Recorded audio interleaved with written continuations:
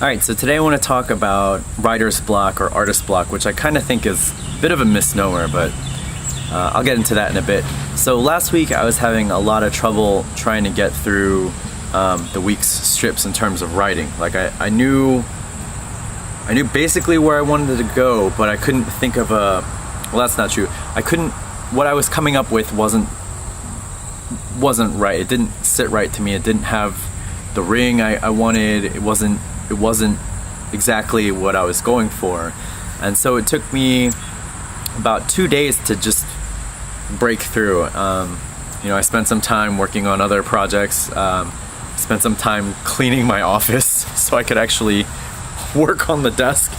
But when I finally did break through, it was great because I got through like a week and a half of strips just writing. I'm not a writer by trade. I've never taken any writing classes. Most of my writing is from blogging, which I guess is good practice for just getting in the habit of writing things down. Writing doesn't necessarily come natural to me, so it's something that I struggle with. Hopefully it's not too apparent when you read the strip, but sometimes it happens. So I thought about writer's block or artist block, and the reason why I think they're not quite accurate terms is because you can always write something. You can always draw something. So like if you're working on a piece and you find yourself getting stuck at some point, it's not that you can't draw. I mean, unless your arms get blown off or something, or you no longer have the physical ability to draw for some reason, you can draw. So unless something has traumatically occurred to your person, you can always draw. Like if it's not that piece you're working on, you can draw stick figures or little cats or something cute or something that you're used to drawing, something that you enjoy drawing, and then you can always go back to that.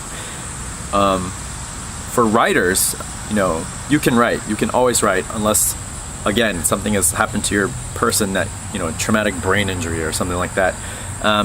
Unless something has happened where you physically can't do that act or mentally can't form those thoughts, you can always write. Like just from the habit of blogging every day, not every post I write I think is a good post, but you can always write something. I mean, people write every day. You write on your Twitter feed, you write on Facebook wall posts, you write on YouTube comments. I mean, you can write. So if you're a writer and you're finding yourself, I like to think of it more of not necessarily a block, but just kind of like being stuck. Whenever I get in one of those situations, I always try to remind myself not to say, oh shit, I've got writer's block. I try to remind myself to say, I'm just stuck and I need to get past it somehow. But you can always do whatever it is you're doing. You just hop to something else, or I don't know, maybe do something else entirely, like go for a jog or go for a run or clean your fucking office so you can actually draw on your drawing table. But yeah, so I think that it can be kind of self-defeating or a little bit dangerous to say that when you get stuck, to say, oh shit, it's writer's block, I have to fight this block. It's not. You can write, you can draw, you can always write, you can always draw. Just do something else. Do whatever it takes. Sometimes to get through a blockage, you just have to sit down and stare at the page and just do the work. And it might not be great stuff, but it's work and it's out there, and that's better than doing nothing. Like, I don't feel like you should let your writer's block or your artist block stop you from production completely. I think that's the worst thing that can happen, and I think that's an excuse that sometimes is easy to fall into. Oh, I have writer's block, well fuck this, I'm not gonna write anything forever, No, you should keep writing. You should write something. You should write a blog post. You should write an email about it, or Twitter or something, anything. But just because you find yourself stuck doesn't mean you should stop entirely. Take a pause, do something for maybe an hour or 2 or 3 or 4, and then come back to it and just get through it. Do the work. You can do it. Anyone can do it. Everyone can do it. People get stuck all the time. It doesn't mean you stop. Like, in traffic. You get stopped all the time. That doesn't mean you get out of your car when there's a red light and say, fuck this shit. No, you just wait for the light to turn green and go through. If there's a traffic jam, you don't get out of your car and abandon it.